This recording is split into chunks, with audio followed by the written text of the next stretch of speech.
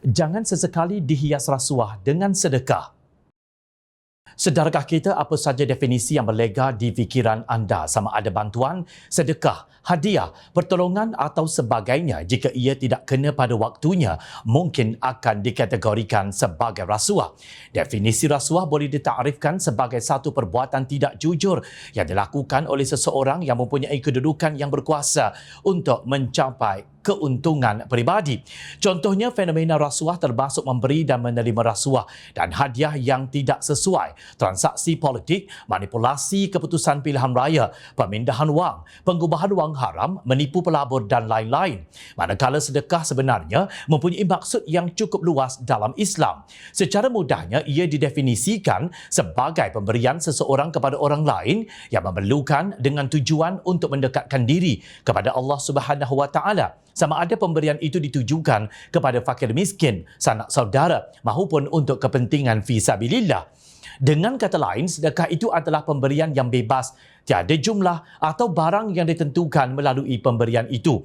Dalam Akta Kesalahan Pilihan Raya 1954 telah jelas dan diterangkan secara terperinci, rasuah ketika menjelang pilihan raya memberi dengan tujuan untuk mendapatkan balasan itu adalah tergolong dan didefinisikan sebagai rasuah.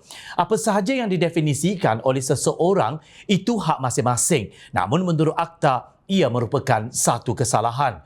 Untuk memenangi pilihan raya, terdapat segelintir ahli politik memberikan sogokan kepada para pengundi dengan apa definisi pun seperti sedekah, hadiah dan sebagainya dengan tujuan orang yang menerimanya itu mengundi calon-calon mereka yang mana seringkali dilakukan secara tertutup, terbuka maupun secara bersumpah.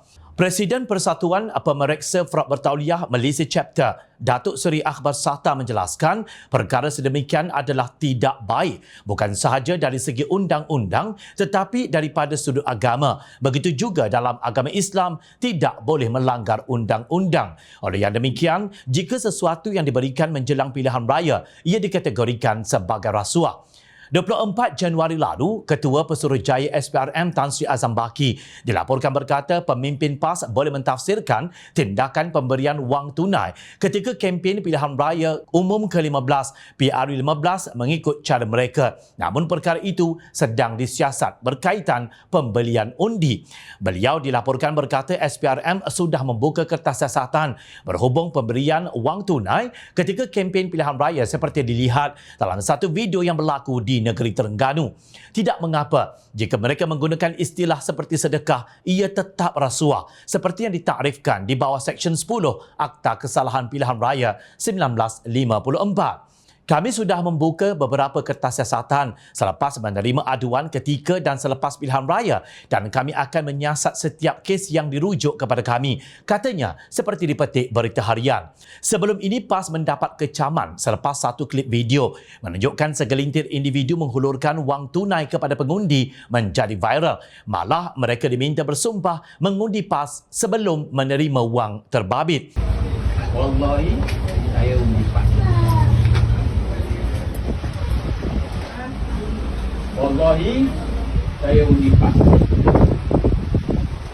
Namun, pada 21 Januari lalu, Presiden PAS Tan Sri Abdul Hadi Awang mengeluarkan dalil mempertahankan pengagihan wang oleh segelintir individu kepada pengundi ketika PRU15 dengan mendakwa ia adalah sedekah. Pemberian itu kononnya adalah hak orang awam yang ingin memberikan sumbangan.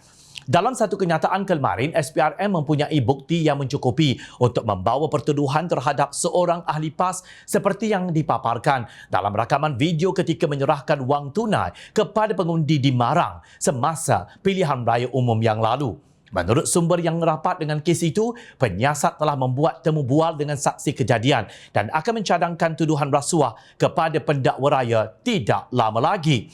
Mereka sedang menyiapkan satu bahagian terakhir sebelum melengkapkan siasatan. Justru, SPRM akan mencadangkan kepada peguam negara untuk mengenakan tuduhan rasuah terhadap individu yang memberikan wang tunai itu kepada para pengundi. Beberapa saksi yang telah disoal siasat termasuk kira-kira 90 pengundi yang didakwa telah menerima bayaran daripada PAS untuk mengundi calon parti tersebut. Daripada siasatan SPRM, pegawai penyiasat dikatakan menemui unsur rasuah yang sangat jelas dalam kejadian itu. Sesungguhnya rasuah tidak pernah menjanjikan kesenangan yang sebenar walaupun kita beroleh keuntungan yang sangat besar daripadanya. Ketahuilah, hasil yang diperolehi melalui rasuah adalah haram dan tidak berkat di sisi Islam.